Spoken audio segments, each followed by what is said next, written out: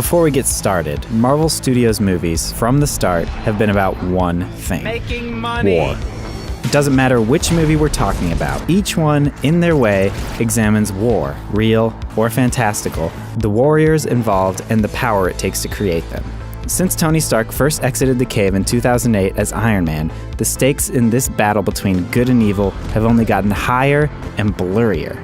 Of course, the Marvel mythos began long before Iron Man. Here's a history of Marvel's ultra-confusing, ultra-explosive war beginning at the dawn of the universe, leading all the way up to Avengers: Age of Ultron.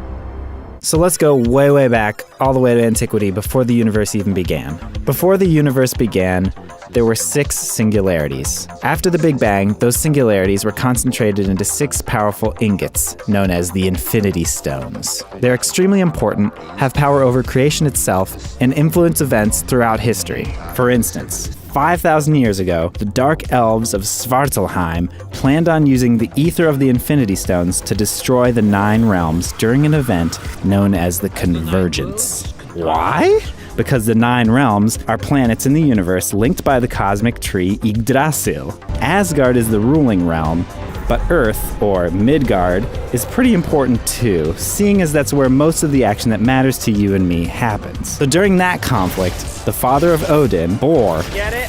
Rhymes with defeats Thor. the Dark Elves and nearly wipes them out, save for Malekith and his minions. So then, thousands of years later, Odin defeats the frost giants of Jotunheim on Earth and adopts Loki. However, The Tesseract, another of the Infinity Stones, lands on Earth, in Norway, because we need that to link to Norse mythology. If the 20th century was the American century, it was also a period where humanity, at least in the Marvel Cinematic Universe, started to strive toward a higher form of war. The World Wars presented the kind of existential threats Midgard had never really seen. To fend off those threats, the world saw the birth of the super soldier, which meant great and terrible things for everyone. Around 1935, German scientist Dr. Abraham Erskine develops super soldier serum and is forced to use it on Nazi officer Johann Schmidt. And this is how he becomes Agent Smith. No, wait, hold on. The Red Skull. After the war breaks out, Red Skull rediscovers the Tesseract in Norway, using it to power Hydra, the Nazis' mystical research wing. Back in the States, Steve Rogers enlists in the army alongside his buddy Bucky and meets Chester Phillips, Peggy Carter, and later Howard Stark, Tony Stark's father. Thanks to Erskine, Rogers becomes Captain America. those abs, though. He'd go on to lead the Howling Commandos, which, you could argue, are the Avengers' wartime forerunners. What is this, Brooklyn? Later, behind enemy lines, Cap's friend Bucky is captured, freed, and falls to his apparent demise. Foreshadowing. In a climactic battle, Cap defeats Red Skull and crashes into the Arctic. The Tesseract is lost, and will remain so for nearly 70 years. So while Cap sleeps, Chester Phillips, Peggy Carter, and Howard Stark eventually co-found S.H.I.E.L.D. Sweet startup, bro. However, the remnant of Hydra left behind after Red Skull's defeat quietly infiltrates S.H.I.E.L.D., as S.H.I.E.L.D. slowly becomes a global superpower. During this time, Bucky is found and is brainwashed by S.H.I.E.L.D., becoming the Winter Soldier, Do you even lift, bro? a super soldier who assassinates global leaders over the course of decades. Meanwhile, Howard Stark works on arc reactor technology, the tech that would eventually power Iron Man's suits. He does this with Anton Vanko, but steals credit from Vanko because he's a bit of a jerk. At this point, the Soviets begin work on their own super soldiers, creating the Red Room and Black Widow program. Can you guess who's a product of that program? Years pass, and things start to quiet down a little. President Reagan is elected into office, Michael Jackson releases Thriller, and a young boy named Peter Quill is abducted by aliens. By the end of the Clinton years, it's one big party in the Marvel Universe. But things are just on the horizon. At a New Year's Eve party in 1999, Tony Stark meets Maya Hansen, the inventor of Extremis, and one ugly Aldrich Killian. He'll be important later on. After 9/11, America found it needed new super soldiers as it faced threats it could not control. But as the years wore on, it became clear that some threats were out of this world. Get it? Out of this. Oh, never mind. In a bid to recreate Erskine's super soldier serum, General Thaddeus Ross enlists Bruce Banner and his daughter Betty Ross to work on a new version of the serum at Culver University. This time they're using gamma radiation, which is probably a bad idea. Danger. Lens flare. Because Banner becomes the Hulk and destroys everything in the lab and escapes.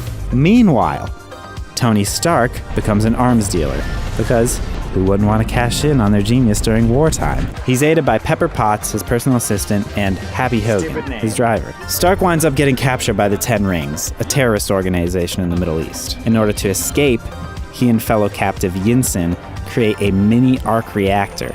This is similar to the one his father first designed, and this powers a suit of armor that helps him escape.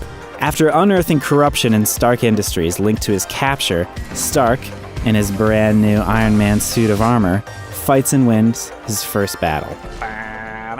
After announcing himself as Iron Man, Tony Stark is approached by Nick Fury about the Avengers Initiative. Elsewhere, Hulk is attacked in Rio by Thunderbolt Ross and super soldier candidate Emil Blonsky. Banner manages to escape and makes his way back up to the States. The big week. So this is where things really heat up. And then Marvel jumps into a giant pile of money. 3 different movies happen in the span of 1 week. Iron Man 2, The Incredible Hulk, and Thor. Some time passes and Tony Stark upgrades his suit.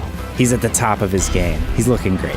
But soon discovers the arc reactor in his chest is killing him. You better get tested, bro. Natasha Romanoff, aka Black Widow, is hired at Stark Industries. So then Ivan Vanko, Anton Vanko's son, attacks Tony Stark at the Monaco Grand Prix. After that, we get reintroduced to Colonel James Rhodey Rhodes, an Air Force pilot and good friend of Tony's. He then becomes War Machine. Get out. After beating down a drunk and volatile Stark. Meanwhile, back on Asgard, Thor is about to be crowned king. However, his coronation comes to an abrupt end when the Frost Giants invade. That's cold. After some soul-searching and reviewing his father's old notes, Tony creates a new type of rave light. Just kidding, it's a new element. That's cool still though, right? That element powers his new arc reactor, saving his life in the process. Thor and his friends, namely adoptive brother Loki, Sif, and the Warriors 3, Voltag, Fandrel, and Hogan, invade Jotunheim to take down the Frost Giants. They fail. Odin eventually saves Thor, but banishes him to Earth, stripping him of his powers. Sorry, man. Meanwhile, on the run, Bruce Banner secretly returns to Culver City to reunite with Betty. Meanwhile again, an upgraded Iron Man and War Machine defeat Ivan Vanko. Nick Fury offers Tony Stark a role as S.H.I.E.L.D. consultant, showing him footage of the rampaging Hulk. Later, Phil Coulson discovers Mjolnir. So Jane Foster, an astrophysicist doing research on wormholes, just like the one that brought Thor to Earth, meets Thor after he lands in New Mexico. Coulson takes Jane's research. Loki discovers he's a frost giant and sets out to rule Asgard in Thor's place. Meanwhile, Emil Blonsky becomes a super soldier using a modified Banner serum.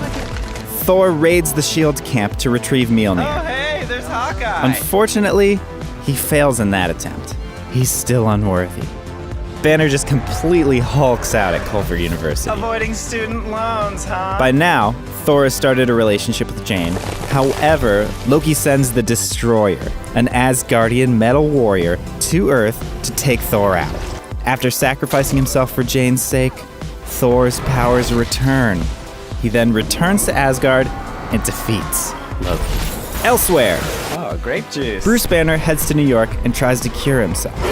Coveting the Hulk's power, Blonsky injects himself with Banner's blood, becoming the Abomination. In order to defeat Abomination, Banner decides to Hulk out in Harlem. And now that he's more in control of his power, he wins. Now we're at the end of the week. Banner escapes to Calcutta. James Cameron discovers the Tesseract and Captain America. Dr. Selvig works with the Tesseract under S.H.I.E.L.D. Finally, the Avengers. Loki returns with a staff that contains the Infinity Stones given to him by Thanos. Thanos is known as the Mad Titan and is bent on the destruction of all life. He's a big deal, but his importance to the movies is still developing. Tony Stark finishes construction of the Stark Tower in New York. Loki declares war on humanity with the intent to rule it thanks to his new powers in an army of superpowered aliens known as the Chitauri. It is revealed that S.H.I.E.L.D. wanted to make weapons with the Tesseract. Remember Hydra? Evil Secrets. The Avengers assemble for the first time to confront Loki's Chitauri army. In the ensuing chaos, much of New York City and the Stark Tower is completely destroyed. Thankfully, it was all CGI. Thor returns to Asgard with Loki as prisoner. Tony Stark starts rebuilding Stark Tower as Avengers Tower. Bruce Banner hangs out with Tony because they're BFFs. And Cap joins S.H.I.E.L.D. Avengers, Finn. So now we're living in a post-Chitauri world. Airport security is tightened. From here on out, the world is only going to get more complicated. Everyone has battle scars from the attack on New York, but it's clear that more threats are around the corner. Thor returns to Asgard and works to bring peace to the Nine Realms. Loki is imprisoned. Tony Stark struggles to cope with the events in New York. As a way of calming himself, he builds tons of cool suits. Cap works with S.H.I.E.L.D. on peacekeeping missions, but is troubled by modern-day morality. A terrorist calling himself Mandarin commits atrocities around the world. After Happy Hogan is injured in an attack, Tony makes a public threat against Mandarin. Here's my home address. 10880 Malibu Point, 90265. The Mandarin responds by blowing up Tony's California home. And that ain't San Andreas' fault. The terrorist is revealed to be a puppet of Aldrich Killian, who's become super powerful because of the Extremist Project. Tony prevails with the help of his suits, War Machine, and Pepper. Tony destroys most of his suits, Such a waste. but continues designing tech for S.H.I.E.L.D. and the Avengers. What you got there, flathead? Jane Foster discovers a new convergence in her research and is inadvertently affected by ether. Thor returns to Earth, and the ether is released. Malekith awakens. After making an assault on Asgard, Thor and Loki team up to defeat the Dark Elves. Bros before evil dark elves, dude. In a battle on Svartalfheim, Loki seemingly dies. Thor fights Malekith in London and defeats him, just as the convergence ends. Thor turns down the throne, but Loki, in the guise of Odin, takes the throne in Asgard. Back on Earth, after a classified mission, Nick Fury consults with senior leader Alexander Pierce. Shortly afterward, he's attacked and sent underground. And then during a battle in Washington, Cap confronts the Winter Soldier, and he's revealed to be his friend Bucky. Told you he'd be back. Cap Knew then it. discovers that S.H.I.E.L.D. was infiltrated by Hydra decades prior. With the help from Fury, a new ally in Falcon, and Black Widow, Cap takes down S.H.I.E.L.D. Bucky, however, goes into hiding, soon discovering his past. Old Hydra member Baron von Strucker experiments on the twins, Wanda and Pietro Maximoff, using Loki's scepter. That's an Infinity Stone. Way out in space, galactic outlaw Peter Quill, Star-Lord, steals one of the Infinity Stones. Ronan the Accuser, under new orders from Thanos, chases Quill and the newly formed Guardians of the Galaxy down to nowhere. Ronan attacks the Kree homeworld, but is defeated by the Guardians, who wield the stone together to destroy him. And now, it's been years of fighting and tedious wire removal, and the war's only getting worse. S.H.I.E.L.D. has effectively been dismantled. Earth is now an open target in the galaxy. Tony Stark and Bruce Banner work together to design a suit of armor for the planet, and that armor is Ultron. Unfortunately, we know that their plans go south. We just don't know how bad things will get from here. Probably pretty bad.